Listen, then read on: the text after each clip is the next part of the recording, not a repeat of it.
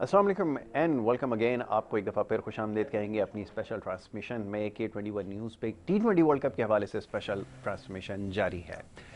और जनाब, टूर्नामेंट अपने क्लाइमेक्स की जानिब बढ़ चुका है। सेमीफाइनल्स का अब आगाज़ होने वाला है। आज और कल ऑफ है और उसके बाद वेंसडे को जो है वो पाकिस्तान अपना पहला सेमीफाइनल खेलेगा अगेंस्ट न्यूजीलैंड। और आज प्रोग्राम में इसी हवाले से हमने गुफ्तगू करनी है। इससे पहले जो मैचेस होते रहे हैं उसके ऊपर हमने अपने प्रोग्राम्स में गुफ्तगू की है, बड़ी तफसील से बात हुई है। इंडिविजुअल परफॉर्मेंसेस के हवाले से, दीगर टीम्स की जो परफॉर्मेंसेस है उसके ऊपर हमने डिस्कस किया, पॉइंट्स टेबल के हवाले से हमारी बात हुई है और इसके साथ साथ और बहुत सारे मामला हैं जिसके ऊपर हमने प्रोग्राम में गुफ्तगू की है।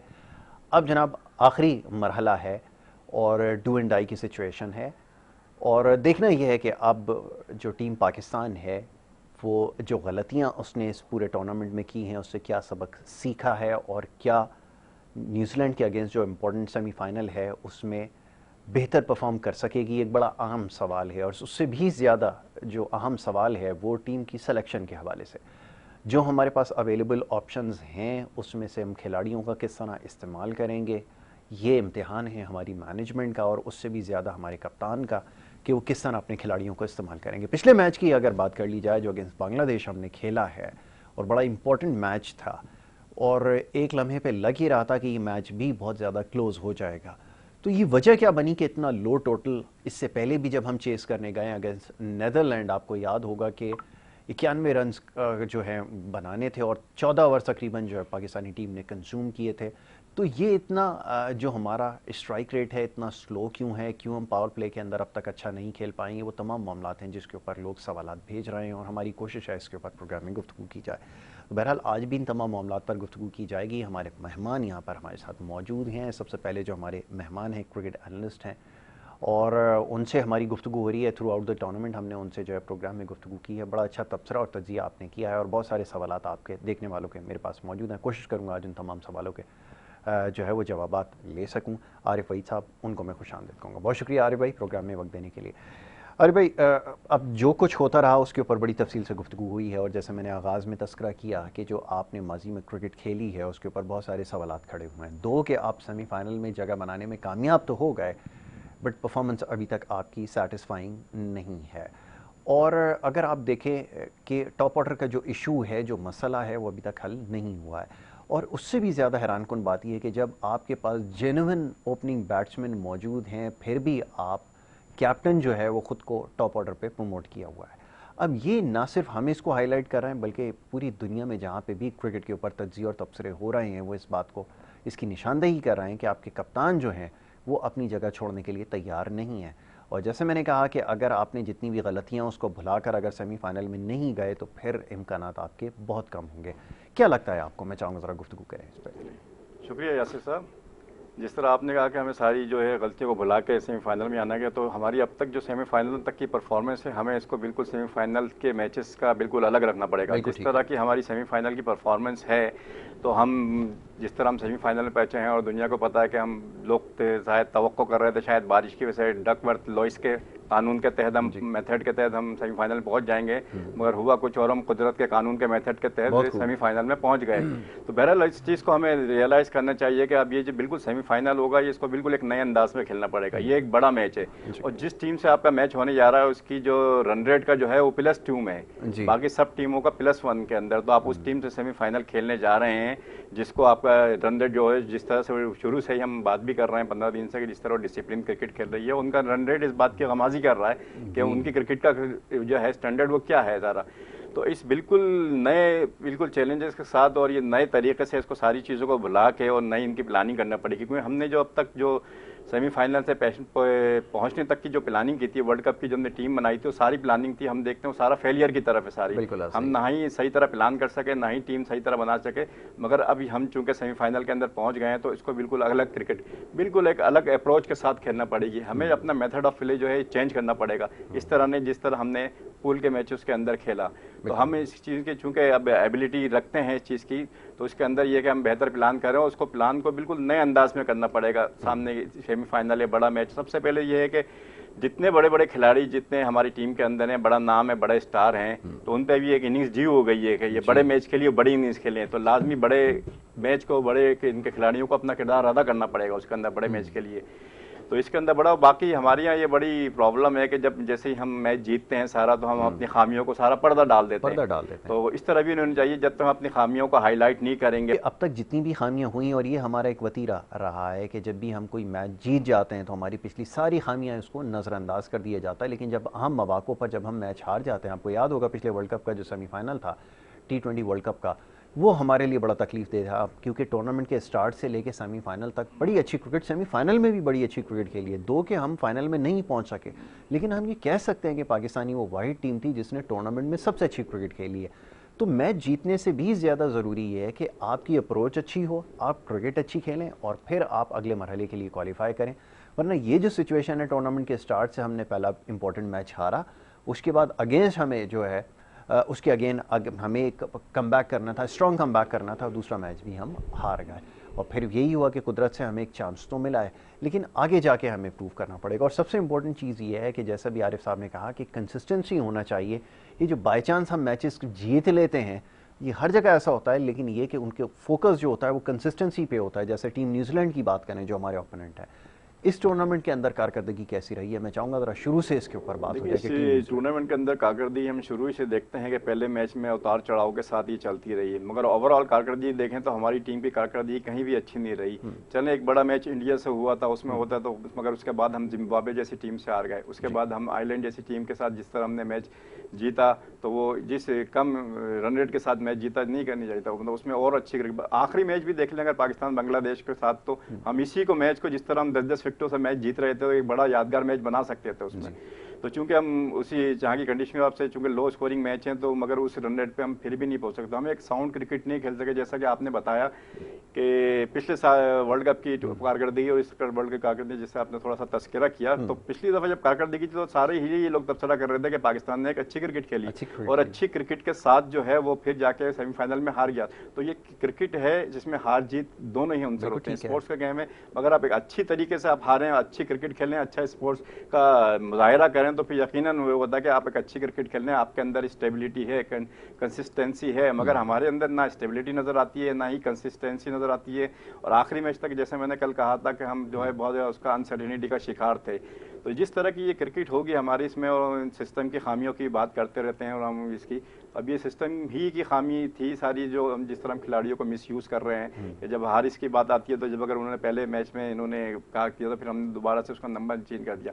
और जिस तरह ये पिंच हिटर हम बना रहे हैं, इसमें अंदर फेलियर की परसेंटेज बहुत ज़्यादा होती है। अब जैसे हारिस है, अब हैदर अली की मिसाल ले लें, आसिफ अली है, और बल्कि ऑस्ट्रेलिया के मैक्सवेल को भी अगर आप ले लें, जिस तरह के पिंच हिटर हैं, मैक्सवेल से ज़्यादा कलाई में जितनी फोर्स है उसकी, जिस तरीके से वो शॉट खेलता है, जिस तरह पिंच हिटिंग करता है, तो वहाँ तो वर्ल्ड के अंदर नंबर 1 कहलाता है। मगर उसके अंदर भी स्टेबिलिटी नहीं है, उसकी जो परसेंटेज है फेलियर की वो बहुत ज़्यादा है। तो इस तरह के जो प्लेयर्स को जब हम प्रमोट कर रहे हैं, तो हमें लगता है कि हम प्लेयर्स को जो है उनकी जो फेलियर की कंसिस्टेंसी है, फेलियर की जो परसेंटेज है, उसको हम ज्यादा प्रमोट कर रहे हैं। तो वजह इसके चाहिए, इनमें यकीनन टैलेंट है, बहुत टैलेंट है। हारिस में भी नजर आया कि उसने एक मोमेंटम तो दिया, मगर उसके अंदर स्टेबिलिटी अभी नजर नहीं आई। उसने एक मोमेंटम बना के दिया, फिनिश करने वाली एबिलिटी। और उसके अंदर जैसे आसिफ हैं या हैदर हैं, हमने इनको उस तरीके से नहीं, बजाय इसको कि हम इस पर काम करें, इनके टेक्निकल एक्सपर्ट लगाएं, उनके साथ टेक्निकल एक्सपर्टीज उनको सही तरह दें। और अगर कोई साइकोलॉजी की प्रॉब्लम है, तो इनके साइकिट्रिस्ट लगा के उनको ये बेहतर कर सकते हैं, इनकी कारकर्दगी को इनको बताया जाए, गेम प्लान क्या होता है, गेम अवेयरनेस क्या होती है, एग्जीक्यूट कैसे करना है। तो जिस तरीके से हम ये क्रिकेट खेलने, तो एक तो ये कि मैं हमेशा से कहता हूँ कि हमें पावर प्ले और पुअर प्ले की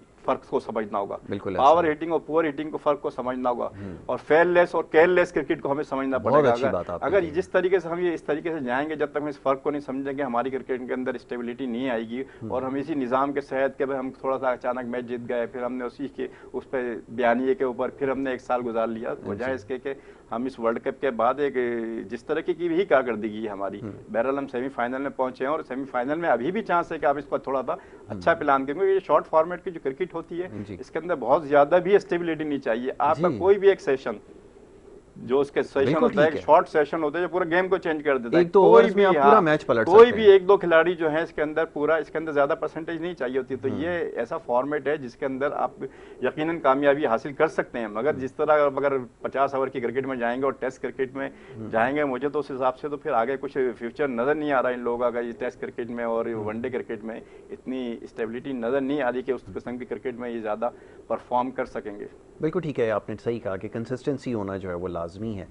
और जो पिछले मैचेस की जो परफॉर्मेंस रही है उसमें बहुत सारे क्वेश्चन जो है वो खड़े हो रहे हैं।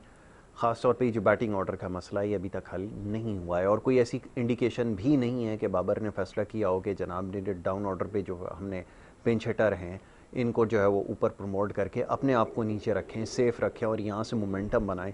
अब थ्रू आउट द इनिंग हमने देखा कल के मैच में भी कोई मोमेंटम जो है वो बिल्ड नहीं कर सके। बज़ाहिर ये लगता है कि अपनी जो खोई हुई पोजीशन है आईसीसी के अंदर उसको रीगेन करने के लिए जो सारी एफर्ट की जा रही है, जिस तरह वो मोहतात होकर खेल रहे हैं और जितनी बॉल्स कंज्यूम कर रहे हैं, ये बड़ा ख़तरनाक साइन है कि आपको खुलकर क्रिकेट खेलनी होगी। और ये आरिफ भाई ने बड़ी अच्छी अभी एक बात कही है कि एक तो फेयरलेस क्रिकेट और केयरलेस क्रिकेट में आपको फ़र्क जो है वो समझना होगा। क्योंकि यहाँ पर होता ही है कि जब हम फेयरलेस क्रिकेट खेलने के लिए जाते हैं तो बहुत ज़्यादा केयरलेस हो जाते हैं, ऐसा भी नहीं होना चाहिए।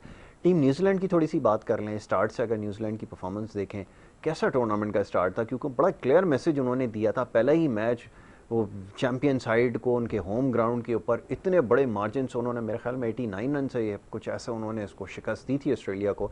तो बड़ा ज़बरदस्त स्टार्ट उन्होंने लिया था, एक बड़ा क्लियर मैसेज उन्होंने सारी टीम्स के लिए दे दिया था। क्या कहेंगे? देखिए, हम हमेशा से फिर उसकी बात करते हैं कि हमेशा से किसी भी चीज़ की फाउंडेशन की बात करते हैं। हमने सिस्टम की बात की कि फाउंडेशन सही होनी चाहिए इसमें। तो हमारी इनकी जो न्यूजीलैंड की जो फाउंडेशन थी इस टूर्नामेंट के लिए कि उन्होंने पहले मैच से किस तरीके से अच्छा स्टार्ट लिया। अब आप देखें कि पाकिस्तान और ऑस्ट्रेलिया को बहुत ज़्यादा प्रॉब्लम आई चूंकि उन्होंने स्टार्ट अच्छा नहीं लिया था। न्यूजीलैंड ने एक बड़ा अच्छा फ्लाइंग स्टार्ट लिया, बड़ा प्रोफेशनल तरीके से स्टार्ट लिया और बड़े अच्छे तरीके से उन्होंने बड़े मार्जिन से ऑस्ट्रेलिया को शिकस्त दी, ऑस्ट्रेलिया जैसी टीम को। तो वो उनका जो कॉन्फिडेंस लेवल था जाहिर एकदम से बूस्ट कर गया वो, और फिर वो आखिर तक उन्होंने उसको कैरी भी किया और आखिर में जाके +2 समथिंग पे उसने आके अपने रन रेट को फिनिश किया।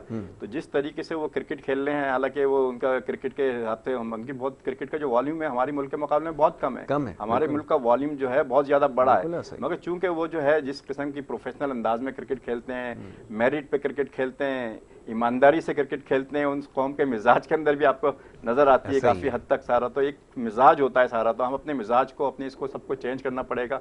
जब मिजाज चेंज होते हैं तो ये सारी चीजें जो है हर चीज पे, चाहे वो स्पोर्ट्स हो चाहे वो पूरी किसी भी डिपार्टमेंट में, वो हर चीज पे अफेक्ट करती हैं। तो मुझे सबसे अच्छा जो मिजाज नजर आता है वो जरा उनमें खेलने के लिए प्रोफेशनल आप देख लेंगे विलियमसन का क्या बॉडी लैंग्वेज होती है ग्राउंड के अंदर, और क्या उनका खिलाड़ियों के साथ रवैया होता है, क्या किस तरह से वो तरीके से वो अपने खिलाड़ी को बूस्ट अप करते हैं, किसी को डिग्रेड नहीं करते, कभी नहीं करते। समझे कि कोई भी अगर बुरी परफॉर्मेंस हो तो हमेशा खिलाड़ियों को वो रिस्पेक्ट देते हैं। तो ये एक बड़ा माहौल नजर आता है हमारे यहाँ। जो इस तरह आजकल बहुत ज्यादा बात की जा रही है हमारे इसके भी कप्तानी पे, तो यकीनन ये क्रिकेट ऐसी चीज है कि जिसके अंदर हर क्रिकेट में एक बड़ा बैट पैच आता है, हर बड़े बड़े प्लेयर्स पे आता है जब वो आउट ऑफ फॉर्म होता है। जब वो आउट ऑफ फॉर्म होता है तो उसमें बजाय इसको कभी बाज़ दफ़ा उसको रेस्ट भी दिया जाता है, बाज़ दफ़ा नंबरों की शफलिंग भी की जाती है। अब चूंकि ये कप्तान है इसके अंदर रेस्ट नहीं दिया जा सकता दूसरा भी इसके अंदर, मगर ये इसमें थोड़ा सा मार्जिन था कि आप ये नंबर्स को अपने चेंज कर सकते थे आगे पीछे, और इसीलिए चेंज करते कि चेंज करके देखते सारा। बाज़ दफ़ा एक चीज़ कई जगह सूट नहीं होती तो आदमी अपनी पोजीशन चेंज करके देखता है, तो उसको दूसरे एंगल से भी देखना चाहिए सारा ना इसके अंदर कि दूसरे एंगल से भी। मगर ये इस वक्त तो बिल्कुल एक हटदर्मी वाली नजर आ रही है कि पूरा मुल्क कह रहा है कि आप इसको चेंज करके देख लें, मगर वो बिल्कुल नहीं चेंज करने पा रहे हैं। तो ये वाजब हो सकता है उनकी समझ में नहीं आ रहा। अब जैसे ये कप है चाय का, अब इसका जो है इस तरह मिसाल देता हूँ, अगर ये बीच में कप रखा हो, उसका हैंडल मेरी तरफ हो और आपकी तरफ ना हो, तो मैं हमेशा बोलता रहूंगा, इसी हटदर्मी पे कायम रहूंगा कि मुझे नजर आ रहा है, आप कहेंगे इसमें हैंडल नहीं है, मैं कहूंगा है, इसी पे बहस चलती है। देखो तो इस पर वही चीज अभी नजर आ रही है इसके अंदर कि वो अपनी जाविये से उसको देख रहे हैं, वो दूसरे से एंगल चेंज करके नहीं देख रहे कि उसको एंगल चेंज करके देखें, जगह देखते हैं, तो ये इनके लिए और ज्यादा बेहतर हो सकता है हारिस को। बल्कि वैसे तो हारिस को जो ज्यादा अगर खेलना चाहिए तो मैं समझता हूँ उसको ओपनर आने चाहिए। ओपनर आ जाएगा तो उनके पास चांसेस ज्यादा हो जाएंगे, क्योंकि जिस किस्म की पिच हिटिंग करता है, मैंने कहा ना फेलियर के चांसेस ज्यादा होते हैं। अगर वो ऊपर आके फेलियर भी होगा, ये नहीं है कि हर इंजीनियर करेगा, अगर वो फेलियर भी होता है तो उसके अंदर नीचे हमारे पास होंगे कि बाबर या रिजवान होंगे जो उसको संभाल सकते हैं। मगर जब वो एक फेलियर को ही वो बाबर ये दूसरा फेलियर संभालेगा, हमारे जो ओपनर है मुसलसल फेल हो रहे हैं, बाबर आजम की इनिंग्स मुसलसल फेल हो रही है, तो एक फेलियर को संभालने के लिए दूसरा फेलियर ले प्रेशर डबल हो जाएगा तो और मजीद ज्यादा प्रेशर डेवलप होता। तो ये मुझे लगता है कि बड़े मैच में खुदा ना खास्ता ऐसा ना हो कि वो ऊपर की विकेट हो। अभी 2 मैचेस में जिस तरह हारिस ने मोमेंटम बना दिया, अगर वो मोमेंटम नहीं बना तो इनके लिए बड़ा स्कोर करना मुश्किल हो जाएगा। बिल्कुल ऐसा ही, आपने सही कहा कि अगर ये सबसे बड़ी बात है कि आप इसको समझें कि वो एक नया प्लेयर है, पहला टूर्नामेंट अपना खेल रहा है, मेजर टूर्नामेंट है, और उसके अंदर अब सेमीफाइनल जैसा मुकाबला होगा। और होता यही है कि हमारे यहाँ क्योंकि ये टॉप ऑर्डर के ऊपर बाबर और रिजवान स्ट्रगल कर रहे हैं, तो वो इतना ज़्यादा प्रेशर डेवलप हो जाता है कि वो मैच को ऐसी सिचुएशन में ले जाकर छोड़ कर जाते हैं कि पीछे आने वाले बैट्समैन के लिए मार्जिन कम रह जाता है। और यही हुआ, हमने देखा शान मसूद ने स्ट्राइक रोटेट करने की कोशिश की क्योंकि एक सेंसिबल खिलाड़ी है। वो 2 के आपने उसको गलत जगह रखा हुआ है, लेकिन वो एक सेंसिबल प्लेयर है, इसलिए वो कोशिश करता है कि विकेट ना जाने दे, स्ट्राइक को रोटेट करता है, और प्रेशर जब तक वो ये ख़त्म करता है तब तक मैच आपका बाहर चला जाता है। ये बड़ा प्रॉब्लम हो रहा है। तो इस चीज़ को ये रियलाइज़ नहीं कर पा रहा है और जिसकी वजह से ये गलतियाँ हो रही हैं। और न्यूजीलैंड के अगेंस्ट जब आप खेलने के लिए जाएंगे तो शायद आपके पास अब इतनी गुंजाइश नहीं है कि आप फर्दर कोई प्लानिंग कर सकें, तो आपको अभी प्लान करना पड़ेगा। और जैसे मैंने कहा कि तो डू एंड डाई की सिचुएशन, आप हारे और टूर्नामेंट आपके लिए ख़त्म हो गया। तो यहाँ पर आप एक्सपेरिमेंट नहीं कर सकते। ये अच्छा मौका था कि नीचे आप एक्सपेरिमेंट कर लेते, लेकिन उसके लिए आप तैयार नहीं थे। ये एक बहुत बड़ा प्रॉब्लम है। अच्छा जी, अब बाकी मानता जो टीमें हैं उनमें एक इंग्लैंड की टीम है और एक इंडिया की टीम है। टूर्नामेंट के अंदर जो सबसे अच्छी क्रिकेट खेली है वो अनडाउटेडली इंडिया की टीम ने खेली है। ख़ास तौर पर इनकी जो बैटिंग है, जितनी तारीफ़ की जाए कम है। टॉप से लेके डाउन ऑर्डर तक के अंदर बैट्समैन जिसको जिस नंबर पे भी भेजा गया, और ख़ास तौर पे जो उनके प्रीमियर स्टार बैट्समैन है विराट कोहली, जो मैचेस उन्होंने जितवाए और जिस तरह की इनिंग्स वो बनाते हैं, आउटस्टैंडिंग है। और फिर ये कि अब उनका होना, फॉर्म में होना, और उनके बाकी जो खिलाड़ी हैं वो भी बड़ी आउटस्टैंडिंग क्रिकेट खेल रहे हैं, तो उनका कॉम्बिनेशन कैसा नज़र आ रहा है। और आपको पता है सेमीफाइनल तक वो पहुंच गए, तो वो भी बहुत ज़्यादा जो है वो प्रॉब्लम कर सकते हैं किसी भी ऑपोजिशन के लिए। जी देखिए, बिल्कुल ये इंडिया ने जिस तरीके से पूरे थ्रू आउट जो है वर्ल्ड कप में जो क्रिकेट खेली है, और ऑन पेपर्स हम देखते हैं कि इंडिया की टीम में बहुत ज़्यादा मजबूत नजर आती है किसी भी टीम के मुकाबले के अंदर। तो इंडिया की टीम का जैसे हम हमेशा बात करते हैं कि T20 क्रिकेट हो, उसमें परसेंटेज अगर मैच विनर्स की हमारे पास ज़्यादा होगी किसी भी टीम के लिए, तो उसके लिए चांसेस ज़्यादा होंगे। तो इंडिया की टीम के अंदर ये सबसे बड़ी स्टेज है, उनके पास मैच विनर बहुत ज़्यादा है, बहुत ज़्यादा है। और फिर ये क्या उनके पास हर किस्म के प्लेयर्स ज्यादा हैं और बड़ा अच्छा यूज करते हैं। अगर वो सूदिया कमाल जो ये यादव है उसको अगर वो यूज कर रहे हैं तो बहुत अच्छा यूज कर रहे हैं। अगर कोहली को उसका यूज कर रहे हैं, हालांकि आप देखेंगे उनका भी कप्तान फेलियर की तरफ जा रहा है। वो भी अगर ओपनर्स में अगर रोहित शर्मा को देखें तो वो भी ज्यादा रन नहीं करवाया, मगर चूंकि उनके पास मैच विनर की तादाद ज्यादा है तो वो उसको बहुत अच्छा कवर कर लेते हैं। और फिर दूसरे कोहली जैसा बैट्समैन जिसने बड़ा, हम बाज दफा मुआवजना करते रहते हैं अक्सर, हालांकि मैं कहता हूँ गलत मुआवजना होता है बाबर आजम और इसको, तो उसने साबित किया इस टूर्नामेंट के अंदर के वो कोहली जो है वो वाकई बड़ा बैट्समैन थे। अब ये हमारे वाले जो है इस पूरे टूर्नामेंट के अंदर कोई आवाज नहीं आ रही कि बाबर आजम कोहली का मुआवजा कहीं नजर ही नहीं आ रहा, कोई नहीं बात और इसमें कारकर्दगी के लिहाज से भी कोई जो है उसमें मुआवजा नजर नहीं आ रहा। अब चूंकि देखे कि टूर्नामेंट शुरू होने से पहले हमारे ये सुपरस्टार जो है आईसीसी रैंकिंग में नंबर 1 थे, मगर चूंकि उन्होंने सही टाइम पे कोहली ने डिलीवर किया कि वर्ल्ड कप के अंदर जो है उसकी जो है परफॉर्मेंस वो नंबर 1 है। तो हमारी बेहतर ये है कि बजाय आईसीसी के बजाय हम इसको अगर फोकस करें कि हम इस बड़े टूर्नामेंट के अंदर बड़े खिलाड़ियों पर ही जिम्मेदारी होती है, और ये बड़े टूर्नामेंट ही के लिए जिम्मेदारी थी। बड़ा खिलाड़ी वही होता है जो सही टाइम पे डिलीवर करे, बजाय इसके कि आप यहाँ यूएई की विकेटों पे आ जाएं या सब कॉन्टिनेंट विकेटों पे आके आम से मैचेस में बहुत ज्यादा रन करें। मगर ये चूंकि बड़ा टूर्नामेंट था, बड़े खिलाड़ियों की जिम्मेदारी होती है। जितने भी हमारे छोटे खिलाड़ी होती हैं ये सिर्फ सपोर्ट करते हैं टीम की विनिंग्स के अंदर, इनके पास जिम्मेदारी नहीं होती। मगर हमारे पास बदकिस्मती से है कि जितने छोटे खिलाड़ी जो इनको सपोर्ट करना चाहिए था, उन्होंने अपने कंधों के ऊपर ये जिम्मेदारी ले ली है कि हम इसको जो है मैच को फिनिश करें। तो ये हमारी एक बड़ी बदकिस्मती है। और इंडिया के देखने के नीचे तक सारा उनका, हालांकि बुमराह जो है उनका भी अनफिट खिलाड़ी था, तो हालांकि उनका मेल बॉलर है, मगर उन्होंने उसको यूज नहीं किया अनफिट खिलाड़ी को।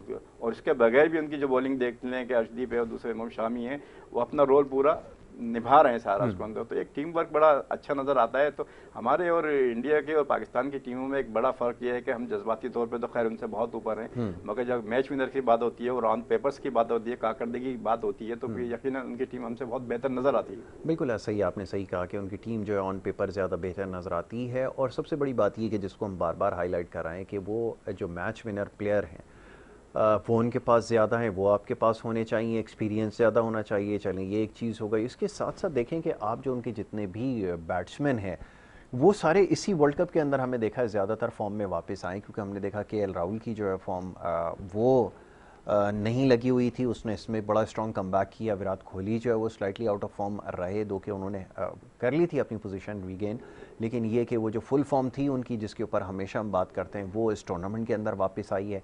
और इसके अलावा भी दीगर बैट्समैन हैं, सूर्या कुमार यादव हैं, पहले एक्सेप्शनल फॉर्म में और इस वक्त तो बड़े क्लास टच में, और इसके अलावा जो दीगर बैट्समैन हैं वो भी उनके आपको पता है कि फुल्ली प्रिपेयर्ड थे, तो मेंटली भी प्रिपेयर्ड नज़र आए। और जिस तरह हमने उनकी परफॉर्मेंस देखी है, बड़ी आउटस्टैंडिंग उन्होंने क्रिकेट खेली है। देन बात होगी ज़रा इंग्लैंड के हवाले से, और इंग्लैंड के ऊपर बात करने से पहले एक छोटी सी ब्रेक हमें यहाँ पर लेनी होगी, और ब्रेक पे जाने से पहले अपने स्पॉन्सर्स का मैसेज आपके साथ जो है वो शेयर करते चलें। जैज़ आपके लिए लाया है सीज़न की सबसे बड़ी हिट, एक बड़ा स्पेशल सॉन्ग जैज़ ने आपके इस T20 वर्ल्ड कप के मौके पर बनाया है, जिसमें पाकिस्तान में खेलों को जो है वो हाईलाइट किया गया है। बड़ा खूबसूरत वीडियो सॉन्ग है, अभी आपको दिखाएंगे। पाकिस्तान के जो लीडिंग पॉप स्टार्स हैं वो इसमें नज़र आएंगे, मीशा शफ़ी, दैन आसिम अज़हर और ईवा बी।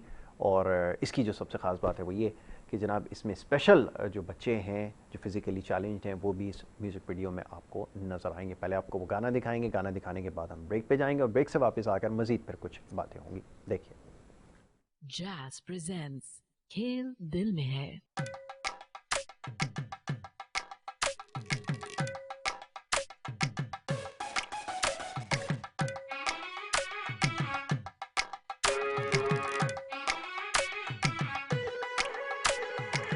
यकीन कर तेरे कदमों में तूफान की ताकत भरी है, गेंद तेरे इन हाथों में अंबर में उड़ती फूल झड़ी है।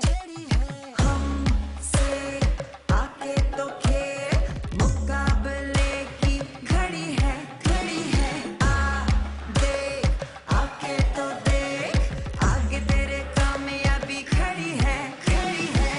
खेल तो पूरी एक कहानी है, तूने अंजाम तक ले जानी है। खेल की वजह हार जीत नहीं, खेल तो जिंदगी कमानी है। खेल तो पूरी एक कहानी है, पूरे दिल जान से निभानी है।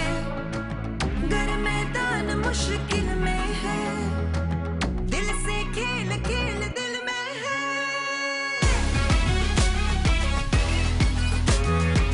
दिल से खेल खेल दिल में है, दिल से खेल खेल दिल में है।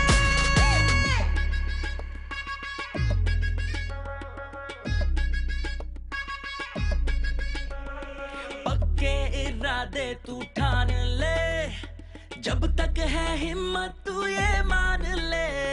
अपने जुनू की तुझे कसम, तू है खिलाड़ी तू ये जान ले। यकीन कर तेरे कदमों में तूफान की ताकत भरी है, गेंद तेरे इन हाथों में अंबर में उड़ती फूल झड़ी है। खेल ही जिंदगी, खेल ही जिस्मानी शायरी, खेल ही दोस्ती, और हम भी मैदान के खिलाड़ी। खेल ही यकजहती है, खेल पे यकजहती की जिम्मेदारी।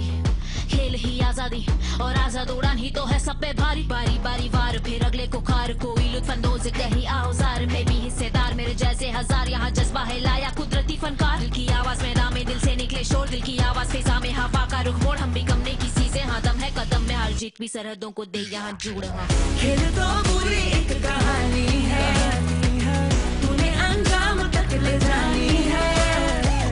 खेल की वजह हार जीत नहीं, खेल तो जिंदगी कमानी है। खेल तो पूरी एक कहानी है, पूरे दिल जान से निभानी है। दिल में ना मुश्किल में है, दिल से खेल खेल दिल में है। खेल ही जिंदगी,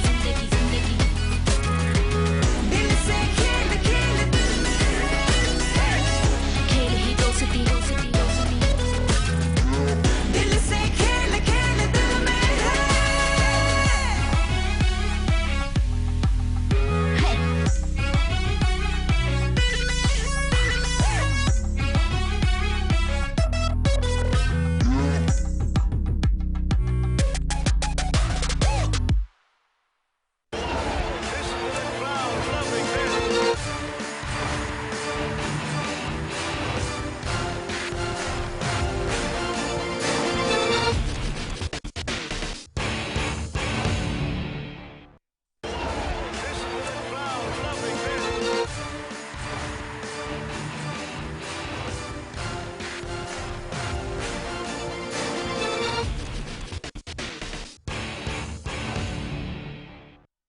प्रोग्राम में आपको एक दफ़ा फिर खुशामदीद कहेंगे। ब्रेक पे जाने से पहले बात हो रही थी सेमीफाइनलिस्ट जितनी भी टीम्स हैं उनके हवाले से, जो उनकी प्लेइंग 11 है, क्या क्या स्ट्रेंथ है, इसके ऊपर हमने गुफ्तगू की है।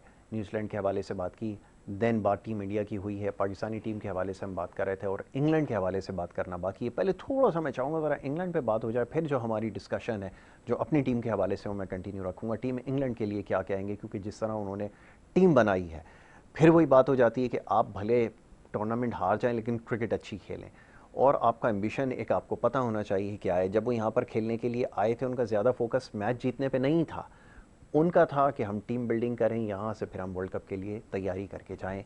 क्या कहेंगे टीम इंग्लैंड के बारे में? इंग्लैंड की टीम के बारे में तो मेरा हमेशा से ये रहा है कि मॉडर्न क्रिकेट को जब से ज़्यादा जब अडॉप्ट किया है उन्होंने, तो उन्होंने बहुत ही ज़्यादा वो आउटस्टैंडिंग क्रिकेट खेलते हैं, बहुत ही अटैकिंग क्रिकेट खेलते हैं सारा उसके अंदर। उसके सबसे बड़े ये है कि उन्होंने अपनी टीमें अलग बनाई हुई हैं।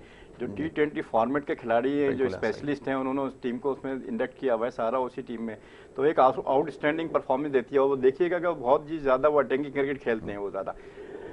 इनकी सबसे ज़्यादा खूबी यही है कि किसी भी लेवल पे किसी भी सेशन के अंदर अगर उनकी विकेटें भी गिर जाएं तो वो अपना रन रेट नहीं छोड़ते वो ज़्यादा, और उसी रन रेट पे जाते हैं कि जिस तरह आखिर तक जाते हैं। तो उनकी जो बैटिंग स्ट्रेंथ है बहुत ज़्यादा, अंदर पावर हिटिंग करते हैं और बड़ी सेंसिबल हिटिंग करते हैं और क्लीन हिटिंग करते हैं। उनके जितने भी बैट्समैन देखेंगे उसमें जहाँ पे देखें, ओपनर देख लें, सारा कोई भी उनका बटलर है सारे या कोई भी हो, और कप्तान जो जिस तरह उनका परफॉर्म कर रहा है उनका, जिसमें बटलर जिस तरह उन्होंने बड़े मैचों के अंदर जो जितनी जिम्मेदारी ली उन्होंने और जिस तरह परफॉर्म किया, तो यही इसकी प्रोफेशनलिटी होती है कि आपने बड़े मैचेस के अंदर अपना परफॉर्म करे। एक आइलैंड से ज़रूर उनका मैच खराब हो गया था, मगर वो मैच खराब हो गया था वो भी डकवर्थ लोइस के तहत। मतलब लोग कहते हैं कि जरा वो आइलैंड ने उनको हरा दिया, मगर ऐसा नहीं था। वो तो जो सिचुएशन थी, हाँ, मोइन अली मौजूद थे और लिविंगस्टोन भी मौजूद थे वहाँ पर सारे, उनको तो वो मैच उसको फिनिश कर सकते थे।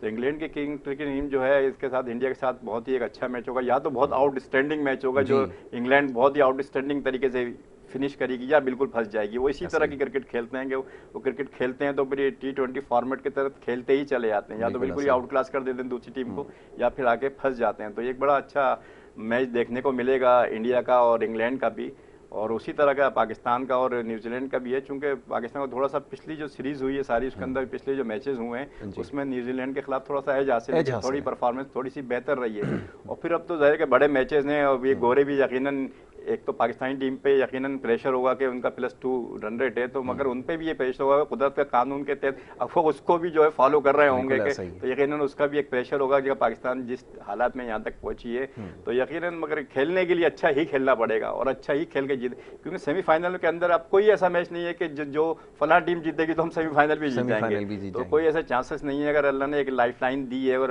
इस तरह एंट्री हुई है आपकी, तो उसको आप अवेल करें, और अच्छी टीमें वही होती हैं जो मौके को अवेल करें, और ये बिल्कुल इस फॉर्मेट में ये अवेल कर सकती हैं और कोई ऐसी कारकर्दगी दे सकती हैं इसके अंदर कि जिसमें हमारी ये कि सीनियर्स खिलाड़ी अपनी जिम्मेदारी लें।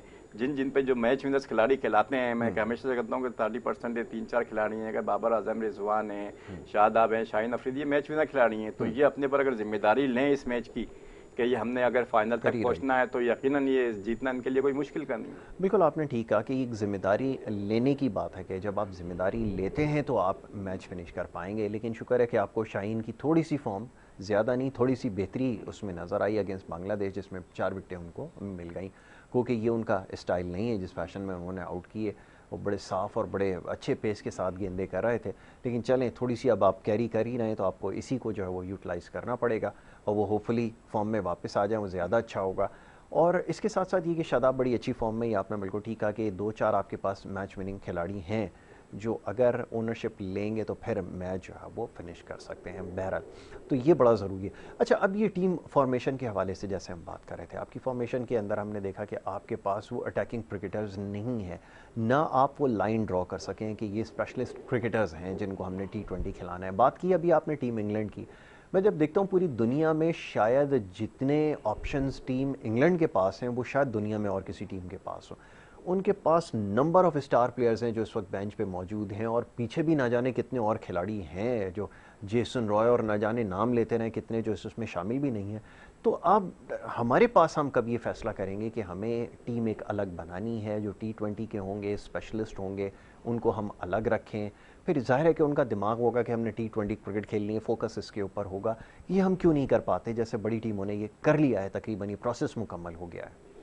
देखिए T20 फॉर्मेट को बिल्कुल अलग नज़र से देखना होगा। मैं अगर बात करता हूँ कि हमारे पास 30 या 40% हमारे पास मैच विनर है, उस 30-40% में भी 10% ही स्पेशलिस्ट हैं जी। हम अगर अपनी पूरी टीम में आए तो हमारे T20 को स्पेशलिस्ट कोई एक आदि होता है। कभी हम आसिफ अली को डाल लेते हैं, कभी हैदर अली को डाल लेते हैं और कभी हारिस को डाल लिया। तो ये T20 के स्पेशलिस्ट मगर इसकी परसेंटेज जो है वो 1-2 खिलाड़ियों तक हमारी महदूद रहती है जी। तो इतनी बड़ी बैटिंग का अंदर करना, अभी लोगों ने जिस तरह आपने इंग्लैंड की मिसाल दी, उन्होंने अपने आप को T20 क्रिकेट में ढाल लिया है। उनके उन्होंने स्पेशलिस्ट जो है T20 के उन्होंने प्लेयर्स बनाए हैं। तो हमारे पास बदकिस्मती सी ये है कि हालांकि हमने जहां T20 हमारे फॉर्मेट में नहीं जाना चाहिए हम वहां जा रहे हैं और जहां काम करना चाहिए वहां हम नहीं काम कर रहे हैं। इसकी मिसाल देखिए हमारे 19 से ही बच्चों को T20 की तरफ डाल रहे हैं सारे। जो शॉर्ट फॉर्मेट की क्रिकेट है उनके क्रिकेट को शॉर्ट करते चले आ रहे हैं, तो उनका रुझान भी उस तरफ चलते जा रहा है। तो एक अच्छा जो टेक्निकल साउंड पिलर होता है वो भी उस तरफ चला जाता है। अब देखें इंडिया की अगर आपने बात की थी तो सारे के अंदर अगर इंडिया को अगर कोई भी अहम मैच जिताएं तो वो कोहली ने अपनी टेक्निकल साउंड से दिखा रहे हैं और जो उनमें स्टेबिलिटी दिखाई दी उस वजह से मैच जीते। हालांकि सूर्य कुमार हैं और दूसरे थे, मैच उनकी वजह से नहीं जीते। पाकिस्तान के खिलाफ भी अगर देख लें कि हार्दिक पांड्या थे, वो तो मैच जो जिसने बनाया वो जो टेक्निकल साउंड प्लेयर था, जो जिसमें क्रिकेट की सेंस थी, जिसने सेंसेबल क्रिकेट खेली है। पाकिस्तान की मिसाल ले रहे हैं, अगर इंडिया के खिलाफ भी अगर थोड़ी सी परफॉर्मेंस हमारी अगर बेहतर हुई, जिसको हम कहते हैं बिल्कुल मैच क्लोज तक गए, तो उसमें भी शान महसूद की जो है सेंसेबल इनिंग्स ने ही काम किया था। और उसके बाद कल बांग्लादेश का भी अगर मैच देख लेते हैं उसमें शान महसूद ने जिस तरह एक सेंसेबल इनिंग्स खेली तो हम बहुत ज्यादा करीब हुए, वरना हम यहाँ भी थोड़ा सा फंस सकते थे। तो सेंसेबल क्रिकेट और फिर सेंसेबल और ये पिंच हिटिंग और ये है अटैकिंग क्रिकेट, इसका एक इंतजाज होता है, एक बैलेंस होता है सेंसेबल क्रिकेट का और ये जो है अटैकिंग क्रिकेट का। इसका जब तक हम बैलेंस नहीं लाएंगे, इसके अंदर हमारे प्लेयरों में बैलेंस नहीं आएगा दोनों का, अगर हम एकदम से अटैकिंग क्रिकेट खेलते जाएंगे तो फिर वो बाज़ दफ़ा इंग्लैंड का भी ये होता है बहुत ज़्यादा अटैकिंग क्रिकेट खेलते हैं जिससे उनकी परफॉर्मेंस बहुत ज़्यादा आउटस्टैंडिंग होती है और फिर बाज़ दफ़ा उनकी कारकर्दगी वो तो क्रिकेट को आप एक एंजॉय करते हैं सारा उनमें, वो उस हिसाब से खेलते हैं। मगर हमारे यहाँ जो है इसके अंदर एक तो ये बैलेंस नहीं है, बैलेंस टीम होनी चाहिए। T20 फॉर्मेट के ये 3 सेशन जो होते हैं हम जिसको कहते हैं कि पावर प्ले है, मिडिल के 10 ओवर में, आखिर के डेथ ओवर 4, तो इसमें हमारे पास बैलेंस नहीं है। हमारे पे प्रॉपर जो है पावर के लिए बैट्समैन में नहीं है कि जो उसमें जितनी स्ट्रेंथ चाहिए 6 ओवर खेलने हैं तो उसके भी प्रॉपर बैट्समैन वो उसके अंदर नहीं है, एक आध इंडक्ट कर देते हैं उसको उठा के। तो ऐसे हमें हर सेशन जो है T20 फॉर्मेट में अच्छा खेलना पड़ेगा। जब तक हम हर सेशन के खिलाड़ी होंगे, खिलाड़ी को भी जो है सही जगह पे इस्तेमाल किया जाएगा। मैं तो सबसे कहता हूँ हमारे खिलाड़ी का बहुत ज़्यादा मिसयूज़ बहुत होता है कि जो सही खिलाड़ी है वो गलत जगह पे खेल रहा है, जो गलत खिलाड़ी है वो बिल्कुल सही जगह पे खेल रहा है। तो जिस तरह हमारे इसमें सिस्टम में जब तक इस मिसयूज़ को हम खत्म नहीं, खिलाड़ियों का सही इस्तेमाल नहीं करेंगे, टैलेंट है हमारे पास बहुत अच्छा टैलेंट है, रॉ टैलेंट है, ये गॉड गिफ्टेड टैलेंट है, मगर हम इसको जो पॉलिश करने में, इसको प्लेयर्स बनाने के अंदर हम अपनी नाहली की वजह से बहुत सारे प्लेयर्स को हम ज़ाया कर देते हैं। और फिर जो है ये हम हमेशा सिस्टम की बात करते हैं तो बड़ा ये सिस्टम पे ही सारी चीज़ें आती हैं। हमारी जो मैनेजमेंट है उनको फिर देखना चाहिए कि ये कहाँ पर ये हम लेक कर रहे हैं और कहाँ पर ये इसको बनाए। तो ये इनकी जो है एबिलिटी की बड़ी इम्तिहान होता है कि हम अपने खिलाड़ियों को, अपनी टीम किस तरह फॉर्मेट को, किस तरह फॉर्मेशन को हम इस तरह बना रहे हैं सारा। तो एक अच्छी, बल्कि मैं तो कहता हूँ हमारी तो इतना स्टैंडर्ड होना चाहिए कि टेस्ट की टीम, वनडे की टीम, T20 के हमारे से इतने खिलाड़ी मौजूद है मगर हमारा पूल जो है महदूद है और मजीद महदूद करते जा रहे हैं, बजाय इसके कि हम अपने खिलाड़ियों के पूल को तो बढ़ाएं कि हमारे पास ज़्यादा से ज़्यादा इंटरनेशनल स्टैंडर्ड के खिलाड़ी हों।